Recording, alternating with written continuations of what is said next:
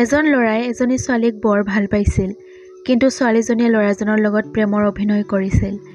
সিহঁতৰ প্ৰেমৰ সম্পৰ্কৰ কথা সকলোৱে জানে। মানুহে জানে যে দুয়োৰে বিয়াও হ'ব।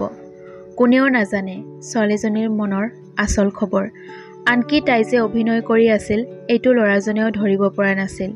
ল'ৰাজনে তাইক মন প্ৰাণ দি ভাল পাইছিল। ল'ৰাজনৰ চাকৰি নাছিল যদিও তেওঁ ভালেই উপাৰ্জন কৰিছিল। মুঠতে ৰূপে গুণে সামাজিকভাৱে ল'ৰাজন ছোৱালীজনীৰ সম্পূৰ্ণ উপযুক্ত আছিল। এনেকৈ বহুদিন পাৰ হ'ল। এদিন চাকৰি কৰা ল'ৰা এজন ছোৱালীজনীক বিয়াৰ প্ৰস্তাৱ দিলে। লোভীয়া ছোৱালীজনী পাহৰি গ'ল ল'ৰাজনৰ কথা। ধুমধামেৰে বিয়া হৈ গ'ল চাকৰি কৰা ল'ৰাজনৰ লগত। ছোৱালীজনীয়ে বিয়া পাতি বৰ আনন্দ মনেৰে সংসাৰ কৰি আছে।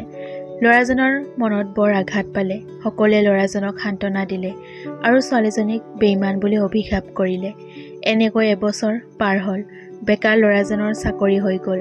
পৰিয়ালৰ মানুহ আৰু বন্ধু-বান্ধৱীসকল চাই ৰূপে গুণে সুন্দৰ ছোৱালী এজনীৰ লগত ল'ৰাজনৰ বিয়া পাতি দিলে। বৰ সুখেৰে আৰম্ভ হ'ল ল'ৰাজনৰ সংসাৰ। বিধাতাৰ মহিমা। ছোৱালীজনীৰ এজন সন্তান হ'ল। কিছুদিন পিছত তাইৰ গিৰিয়েকৰ মৃত্যু হ'ল। নাৰীৰ সম্বল প্ৰতীক হেৰুৱাই তাই পাগলৰ দৰে হৈ গ'ল। তাইৰ চকুত ভাহি উঠে সেই ল'ৰাজনৰ সুখৰ সংসাৰখন। সিটো সংসাৰৰ সমভাগী আছিল তাই। এই কথা ভাবি ভাবি তাইৰ চকুৰে ধাৰাসাৰে চকুলো বৈ যায়।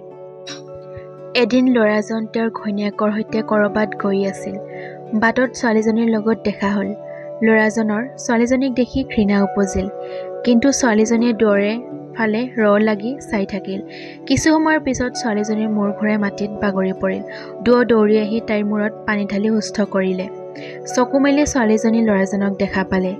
তাইৰ দুয়ো চকুৰে ধাৰাসাৰে চকুলো ববলৈ ধৰিলে। ল'ৰাজনৰো দুয়ো চকু চলচলীয়া হৈ পৰিল। ইতিমধ্যে ছোৱালীজনীৰ ঘৰৰ মানুহ আহি তাইক লৈ গ'ল আৰু ল'ৰাজনেও তেওঁৰ ঘৈণীয়েকক লগত লৈ ঘৰলৈ উভতি আহিল। ধন্যবাদ বন্ধুসকল। কাহিনীটো যদি শুনি ভাল পায় এটা লাইক কৰি দিব, লগতে চেনেলটো ছাবস্ক্ৰাইব কৰি দিবলৈ নাপাহৰিব।